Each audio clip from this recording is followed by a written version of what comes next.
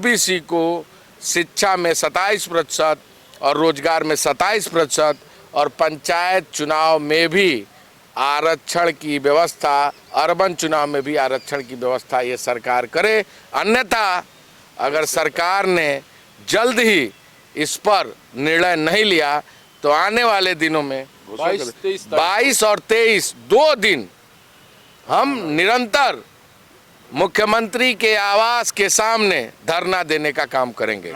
राज्य में 94% SC, ST, OBC और माइनॉरिटी होने के बाद भी आरक्षण की लूट हो रही है। आरक्षण पर डाका डालने का काम पहले बीजेडी ने किया, अब भारतीय जनता पार्टी की सरकार कर रही है।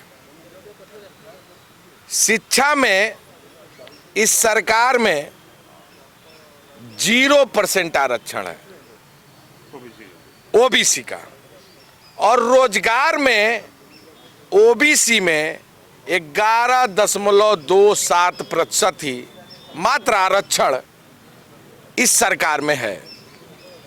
मंडल कमीशन के अनुसार पिछड़ा वर्ग को 27% का आरक्षण रोजगार में भी मिलना चाहिए, शिक्षा में भी मिलना चाहिए।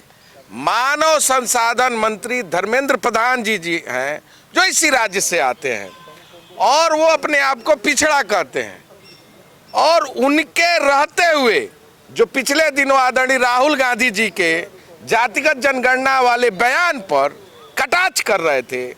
मेरा सवाल उनसे है कि आपकी सरकार पिछले 15 सालों से इसलिए है कि आप केंद्र में सरकार में हैं और स्टेट में भी समय समय पर आप बीजेडी के समर्थन में इस प्रदेश में सरकार चलाते रहे हैं।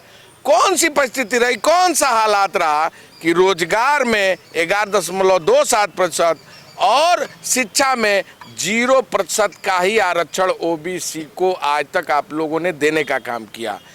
सबसे बड़ी विडंबना और भी है कि पंचायत चुनाव में और अर्बन चुनाव में, यानी नगर पालिका, नगर पंचायत या जिला परिषद या ग्राम पंचायत के जो सरपंच के चुनाव होते हैं, उसमें भी बैकवर्ड को आरक्षण इस उड़ीसा राज्य में नहीं है।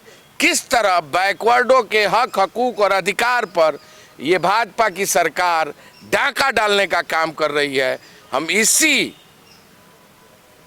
इसी के खिलाफ आज गवर्नर से मिलने आदरणीय बख्शानंद दास जी जो हमारे अध्यक्ष हैं, इनके नेतृत्व में आदरणीय श्रीकांत जैना जी, शरद रावत जी और जयदेव जैना जी और तमाम हमारे लीडरों के साथ हम लोग आए थे, और हमारी यह मांग गवर्नर साहब से रही है कि ओबीसी को शिक्षा में 27% और रोजगार में 27% और पंचायत चुनाव में भी आरक्षण की व्यवस्था, अर्बन चुनाव में भी आरक्षण की व्यवस्था ये सरकार करे। अन्यथा अगर सरकार ने जल्द ही इस पर निर्णय नहीं लिया तो आने वाले दिनों में 22 और 23 2 दिन हम निरंतर मुख्यमंत्री के आवास के सामने धरना देने का काम करेंगे।